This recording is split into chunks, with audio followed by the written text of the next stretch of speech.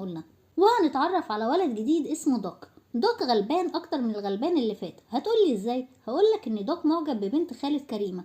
هتقولي وايه المشكلة؟ هقولك ان دي العقربة في قصة احدهم. ولا احدهم ايه؟ دي العقربة في قصة الجميع، فاحنا هنسميها العقربة الخنزيرة. وبيبان انها مش بتحب دوك ولا طايقاه. وبعدين كريمة هتحاول تستخبى من حبيبها عشان مش عايزة تقابله، لكن زيزو هيشوفها فهيقوم بالواجب وهينادي عليه عشان هو خنزير برضه. فحبيبها هيقول لها هو انتي بتهربي مني ليه؟ فهتقول له معلش اصلي ورايا شغل كتير ومش هينفع نخرج النهارده، تحبي تيجي تساعدني فيه؟ فهيقول لها لا مع نفسك، وغدا القاك يا روح قلبي، خدي بوسه اهو.